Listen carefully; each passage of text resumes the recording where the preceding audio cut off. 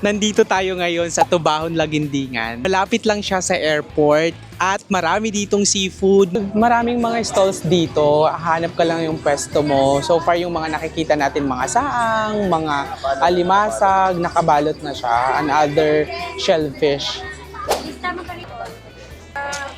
Magkano po ito? 100, sir. 100 yung ganito.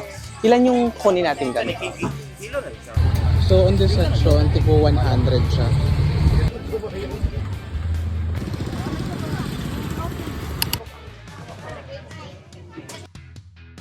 Wow! May tuyo kayo, te? 100 eh. Tuyo? Wala sa akin, tikim-tikim lang.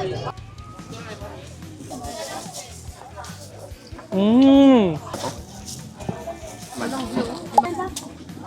Ay!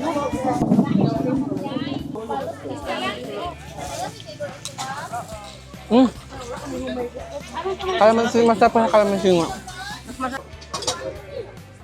Ang lalaki ng shells nila. Suka, kalamansi. Mmm! Rice. At nasa Ang good. Si Madalabit ko.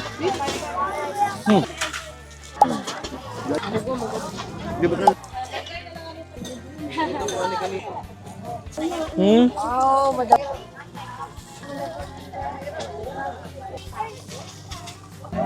Rice ka pa? sabi 100 daw to eh. Oh, 100. ang dami.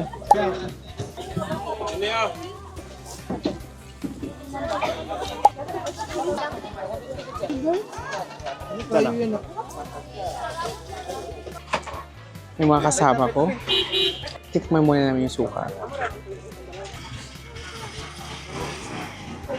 Ay, bet yung suka nila. Yung suka ni ate. Dua-dua, ne? Yes. Ito, dito yung second namin nakakainan sa Hapos Seafoods Retailer. Masarap yung suka nila dito. Ate, anong oras to nag-open yung mismong itong stall na to? Saturday and Sunday. 5 o'clock. Oh, wait, 5 a.m.? Yes. 3 o'clock na namin dyan magluto. Mm. So kahit mga 5 a.m. pa lang, pwede ka nang pumunta dito. Tapos ito, nag-close siya ng anong oras? 6 p.m. na. I see. Walang kuryente.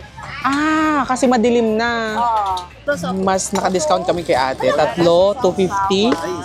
Ayan, bongga, tapos plato pa. Pakita natin yung suka ni ate. Yes.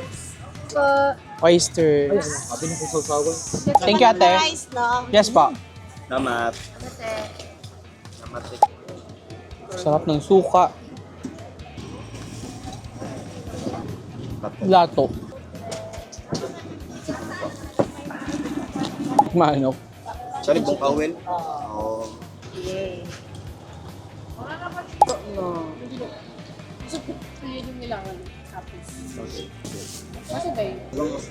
Kaya lato yan. Nakalimutan kong kunin. Yun, perfect. Sarap.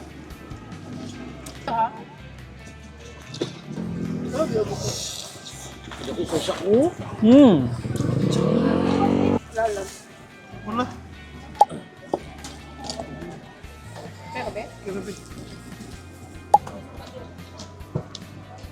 Please lang. Last bite.